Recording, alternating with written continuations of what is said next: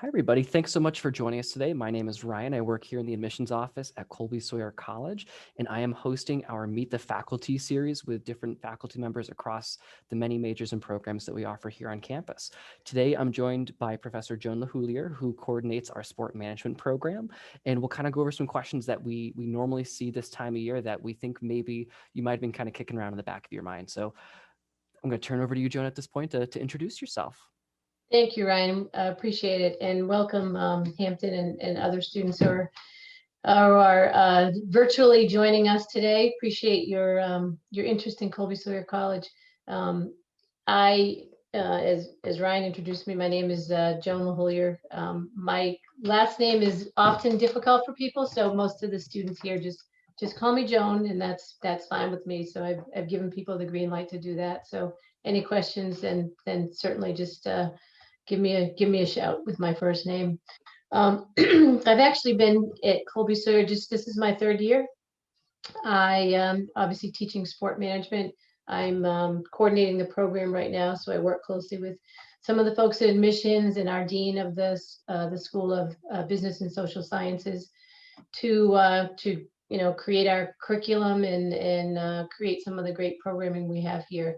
I actually came from a background of working in the field of athletics for a number of years. I worked at a couple of institutions doing campus recreation programming, and then moved into assistant athletic director positions, and then up to associate athletic director positions at a couple of schools. So I come from the practical sense. I've done it for a number of years, and I also, while doing that, I was teaching sort of part-time as well too, and then I transitioned about 5 years ago to teaching full-time. I just really enjoy that opportunity to be at the ground level with students, teaching them about the profession and giving them some of the skills and knowledge that they will need to be successful in all different aspects of the sport profession. So I found my dream job. It took me a while. I loved intercollegiate athletics. I had a ball working in intercollegiate athletics, working with students, working with student athletes, working with coaches, administrators in all aspects. But I definitely have, as I said, found the dream job. This is the perfect situation. I absolutely love working at Colby-Sawyer College. We have I think a great program that you would be impressed with. It's such a small school, but that's the part that makes it unique, because we can offer some opportunities and some individualized opportunities that I think you might get lost at some of the larger institutions.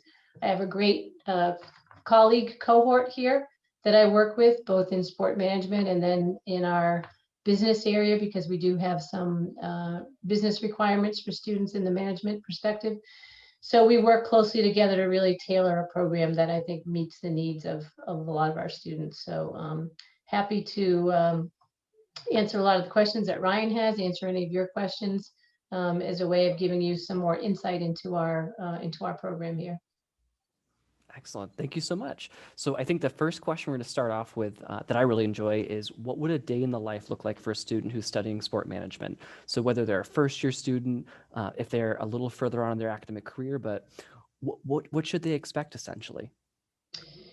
So I think, one of the things I find in a lot of our students is we get a lot of students who were student athletes in, high school, middle school, whatever. And a lot of them come here and they're still student athletes here at Colby-Sawyer, which is nice because we have a curriculum that I think understands that and allows for that ability for students to continue to be student athletes. So I like to make that analogy of what our students' experience would be here on a day-to-day basis. And if you think about joining a team, the first time you join a team, you're meeting your teammates, right? So I think that's what I see as the first scenario that students enter into this program. They're meeting their peers in the classroom, they're meeting their peers in the residence halls, maybe teams, activities. So I think of that as your day in the life as a new student, especially meeting all of the folks on campus.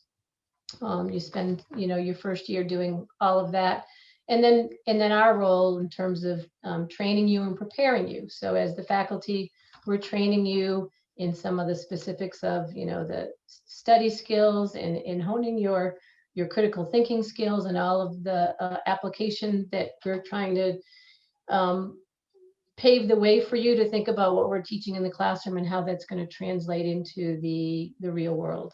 And we're preparing you for that by some of the activities that we do in class with regard to, the curricular content.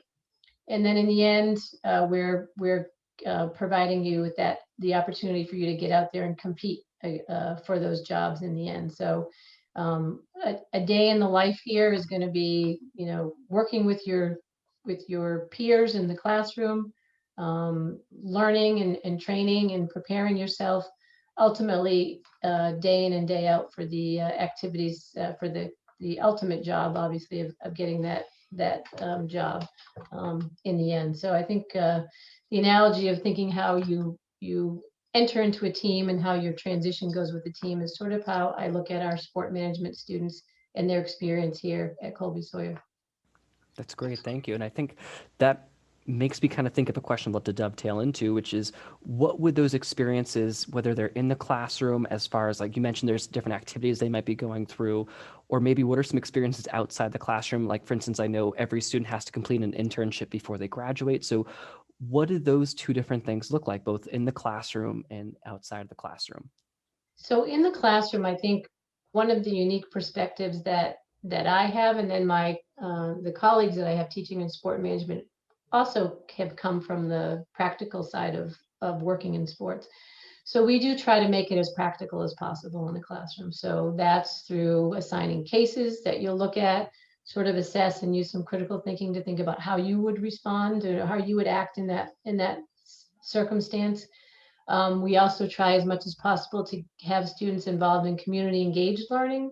So we've partnered with some of the local rec departments and outing clubs and youth groups to have our students actually work on projects for them, so that you actually get a sense of work, creating or having a goal and working on that project with generally with some of the other students in the course, um, and coming up with a resolution to that as a group as well too. And that happens in the classroom, and that helps to prepare you for when you actually go out and do the internships that you mentioned, Ryan. Sport management, we do require 2 internships, so it gives you an opportunity to get some experience. It could be in the same industry in sports, or it could be 2 completely different industries to give you a flavor or a sense of what those different opportunities might look like. So some of the stuff we do in the classroom is sort of to prepare you for the work that you would do in internship settings, as a way to start to build your skills and build your networking. It's important in that internship phase to create those networks of people that you can obviously go to when you're looking for that, obviously that end goal in terms of finding that job. So our experiences tend to be, we also do things out of class experiences for our sport management students where we go to seminars in the area. We have some of our students work some events in the area, some sporting events. We had students work at the Sunapee Triathlon this year. We have students that go down and work the Boston Marathon as a way to give you experience working at different sporting events, just to give a flavor of what it's like in some of those other areas. So integrating what we do in the classroom with internships and then the out of class experience is really sort of been our focus on really giving students a sort of wide lens of what's out there and what and finding what you like. Really, that's the important thing. Working in sports can run the gamut from amateur, professional, the retail, all of those, and giving students a sense of what each of those areas are all about and what they might like, what they might be drawn to, what their skill set might be the best match for. Yeah, and I think that reminds me of that old adage of college is really where students end up finding out what they actually enjoy about themselves and really where they discover what they want to do post graduation. And it sounds like the experiences you're putting together really help them kind of find that.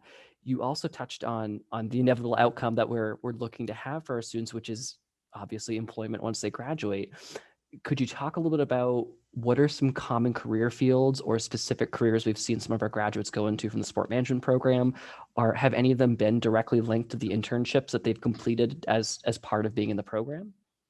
Yeah, actually, quite a few have, internships that they've had have translated into jobs for them, which is great. That's a great opportunity. Doesn't certainly happen all the time, but it happens enough that it's good to think strategically about the internship that you want, so that maybe there is that connection that you can make. We have students who have and one particular student I know his internship was working at a town parks and recreation department.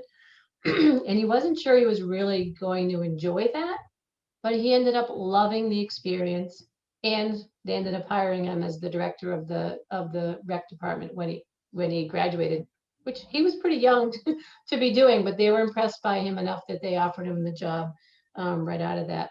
So we've had that level, and then we have all the way up to a level of one of our, I guess, probably our most famous alums is Ethan Casson, who is the CEO of the Minnesota Timberwolves. So and he didn't go from his internship to CEO, so I can't give you that story, but he certainly worked his way up. He was with San Francisco 49ers for a while, before he got hired by Minnesota Timberwolves to be their CEO. So we have the gamut, right? We have those who just want that nice, town feel of a recreation department running youth programs and adult programs, up to professional level sports where people are, dealing with millions and millions and billions of dollars in terms of, those types of organizations. We have a woman who's working for USA Volleyball. She was a volleyball player here, did some internships that worked her way into working for USA Volleyball. We have alum who are athletic directors at the college level, community college level. We have another gentleman who's at Michigan as their director of media, sports media relations.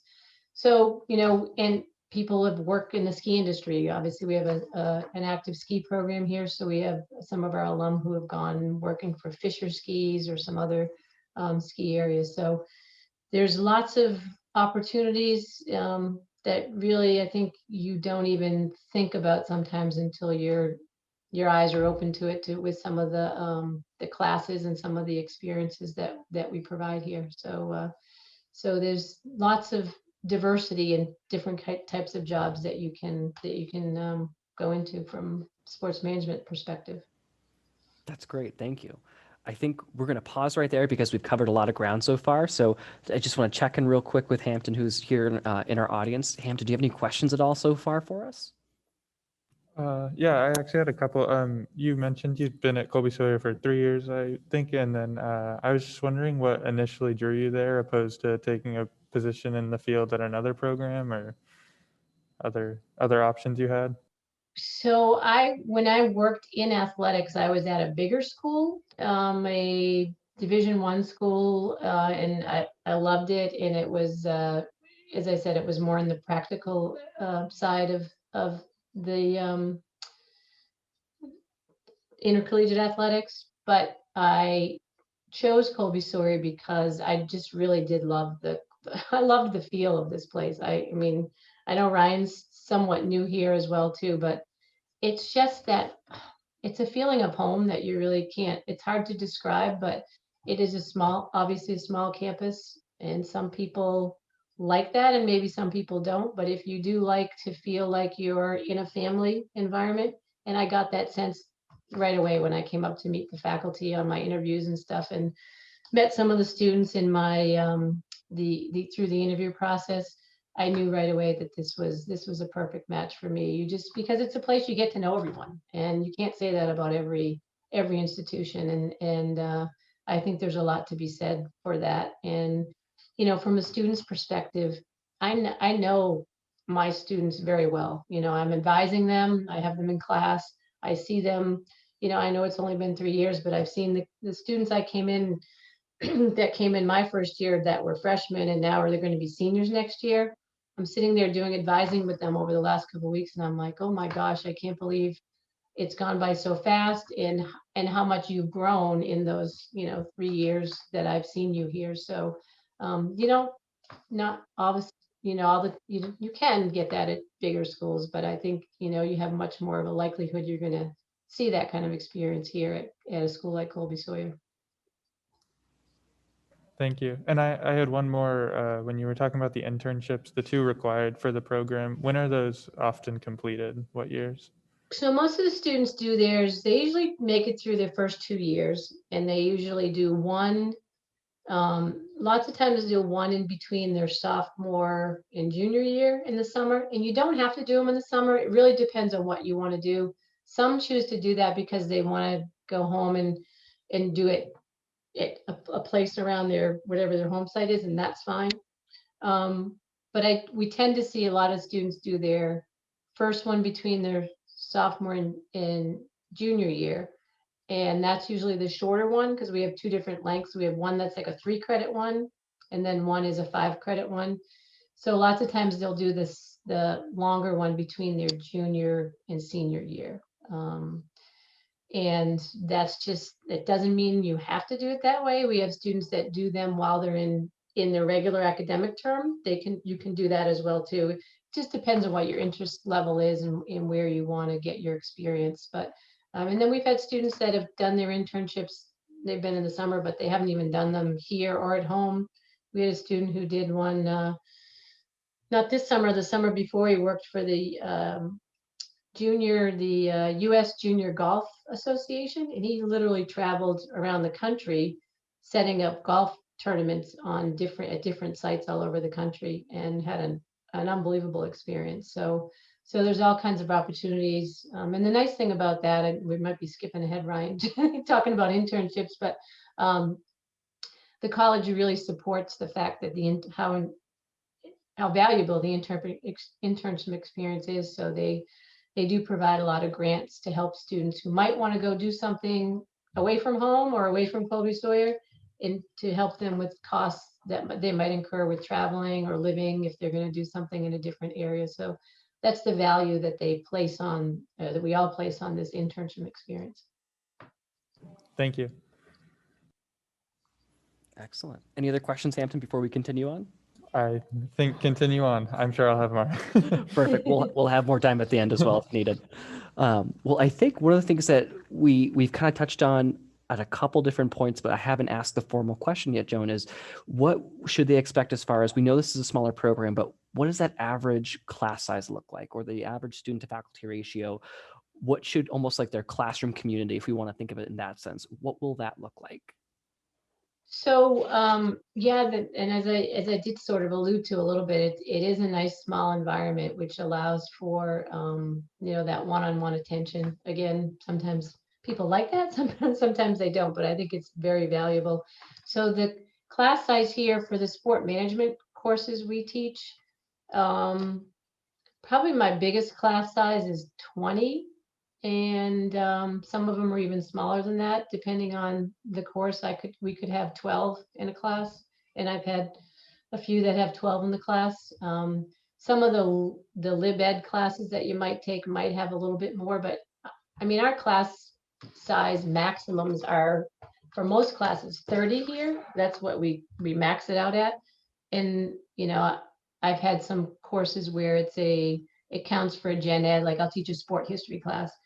And students can take that as a sport management major, but other students can take it to count for their history liberal education requirement, which is great because we have a mix of, now I have both sport management students and graphic design majors. So that's an awesome mixture of people to have.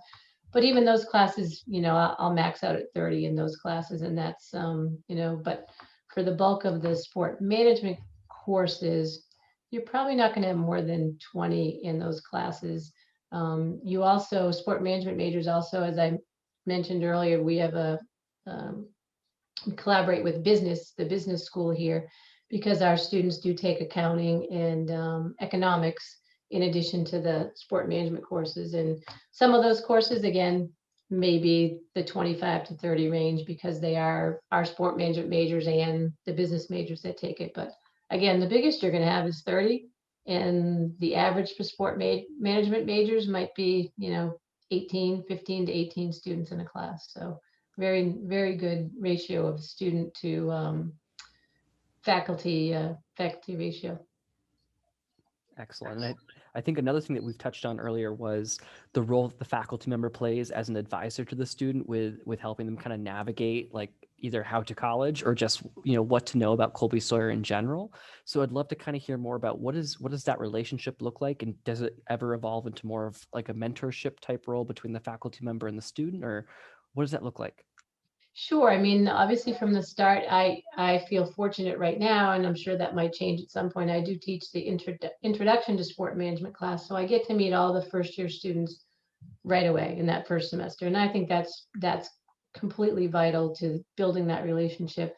So I get to track them obviously that whole first semester and see how they're doing and see how they're acclimating to college and keeping up with the work and the workload and all of that. And in addition to that, between myself and the other full-time faculty here, which we have another full-time faculty dedicated to sport management, and then another, he's basically half-time because he's sport management, and he also teaches some other courses in our school as well too. But we have 2.5 basically full-time faculty members here, and so that we, in none of our sport management classes will you have an adjunct professor, which is unique as well too, and that's a nice attribute of our campus as well too. But so we all split the sport management majors, and so we, in terms of advising, so I have a third of them, and the other two each have a third of them as well too. So again, not only do I get to see them in class, which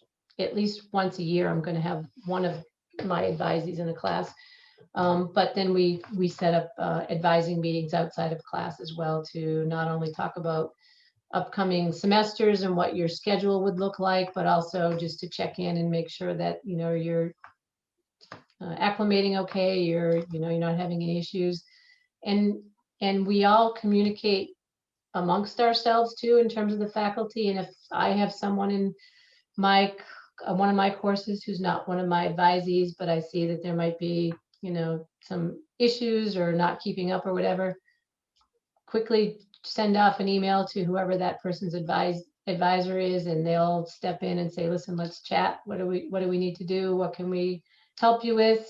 With whether it's tutoring or some other accommodations. So I think that we have a good collaborative relationship within our faculty, that we reach out when we see a student that might be struggling and maybe that student is not our advisee. But in terms of that relationship certainly develops, as the years go on. So obviously now I'm working with some of the students that I've had for the past 2.5 years and working more closely with them on, the internship search process, and what does that look like, and what do you need to do as a candidate for an internship in terms of approaching a potential employer. How do you handle the interviews? And we have a whole career department on campus that does that. But I think from the perspective of what my experiences have been and what I think will be valuable to them in the specific sport experiences they're looking for, I think that holds value in terms of what athletic directors might be looking for, or some of the we have a student this summer who's one of my advisees who's done a great job of researching, and she knew she wanted to work on a college for her internship. She wanted to work on a college campus. She knew where she wanted to go. She's actually from out west like you. She's actually from Oregon. And she knew she wanted to be in the New York City area. So that's just something she wants to experience, the East Coast, right? Like you want to do. And so she has experiences here, and now she wants to go experience what it's like to be living in the more of the New York City area. She put the work in and made some inquiries into some schools down there, and was just offered one the other day. So she's going to spend the summer down on Long Island, actually in New York, and working at a one of the colleges down there doing her internship. So so I sort of just helped guide her through that process and it provided some, some insight into how she might want to do that and create opportunities for those kinds of connections to happen. That's wonderful. I think all of this kind of culminates, I think, really nicely in the question I really like to close with, which is you've been teaching here for a few years now, and it seems like you've taught a whole like range of different types of courses here. What has been your favorite teaching moment here at Colby-Sawyer? That's a good question. I could probably name about it, at least a half dozen of them off the top of my head. But I will say one of the most fun for me, or the most rewarding for me, has been one of my classes. The students have to create an event on campus. It's a facilities and events class, and they have to, from start to finish, figure out what they want to do, organize, strategize, promote it on campus, figure out the rules, go out and solicit sponsorships for prizes to give and all those kinds of things. So I think one of them in one of a couple of the classes they've done like it's actually become now well, unfortunately we didn't get to do it this past fall because of COVID rules. But it's becoming an annual thing now that my class does this big dodgeball tournament on campus. And so seeing the students like stressing out about, getting it done and how they're going to do it. And, oh my gosh, this isn't working out. But then to see them pull it off on that evening when we do it, and to see how much fun they actually had in the end, not only the students that were participating in it, but my students in the class who had to plan it, and just see them have to figure out how to problem solve when something didn't happen the way they thought it was, and they figured out how to get it done. I think that's probably one of my favorite moments, is that I get to see that process of them learning and then actually putting their actions out there for the other students to experience, and for them to really experience firsthand. Oh, that's what it feels like to have the pressure of putting something on, having some success doing it, and then feeling like, they built a little more confidence in what they can do by having done that on their own. So I'd say that's probably one of my favorite experiences. And there are a lot of them, but That's incredible. And I think for me, that really paints a picture of you're doing way more than just learning theory. You really are putting into action, which is really, really invaluable, I think. yeah. So with that, Hampton, before we head out, I just want to see any final questions from you for Joan or for myself, or how can we help? Just one or two, if you don't mind, if you guys have the time. Of course. You spoke to the like advisory role you played. Is that in addition to an academic advisor or counselor, or do you take on that role completely? And what are the benefits to having you do that? So it is an academic advising role, Hampton. Yeah. So as I said, we're assigned the students that we get at the beginning of your career, and people can move. I mean, if someone's assigned to me and they find that they work better with someone else, or they, sometimes they switch majors for something and come into sport management, and then, they can seek out whoever they want to advise them. But yeah, so it is an academic advising, but as Ryan alluded to, it sort of morphs into life advising, right? I mean, you can't separate the two, right? They're integrated. So yeah, it does start out as sort of that academic advisor role, and we sort of develop into really just advising on a lot of different things, and just whether it's resources on campus or the internship piece or whatever it might be. All right. And then just one more. So you were saying how the business major is kind of intertwined with the whole sports management thing, Mm-hmm. but with your experience in the professional field, what do you think the benefits are to having a sports management specific degree rather than just a general business one when you're trying to work in the sports business field at some point?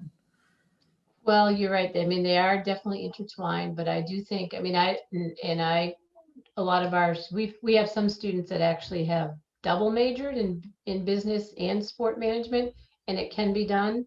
It's obviously takes a little bit more work and effort, but it certainly can be done. Actually, one of our seniors graduating this year, who's probably our best student, hands down, both in the business school and in sport management. That's how good of a student he is. He's been able to manage it, and it doesn't mean that, there's a lot of people that can manage it. But I think that because I think that the sport side of it is very specific. A good business background is important, and that's why it's part of what we do. But the sports side of things is very specific in some areas, in particular, like the marketing aspect. Marketing a sport is a lot different than marketing a product like, mouthwash. So marketing is a lot different. The finance part of sport is a lot different than maybe just the regular corporate finance stuff. Our facilities and event class, business also offers us a facilities and event class.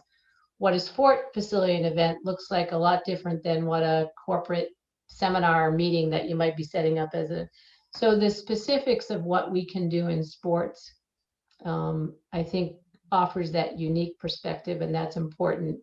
And especially knowing that you are still getting the general business foundation here. And actually a lot of our students, I will say, even if they don't double major in business, some of them will minor in business. So that does give them some more opportunities to take some additional business classes in their electives, which is great. So, but as I said, I think that specificity of the sport industry is having a specific degree in that is definitely valuable if that's an area you want to go into. Well, thank you both. Thank you so much for joining us. Thanks, Hampton. All right. Well, with that, we're going to conclude today. So thank you so much for both of you for joining, and I hope you enjoy the rest of your day. Thanks, Ryan.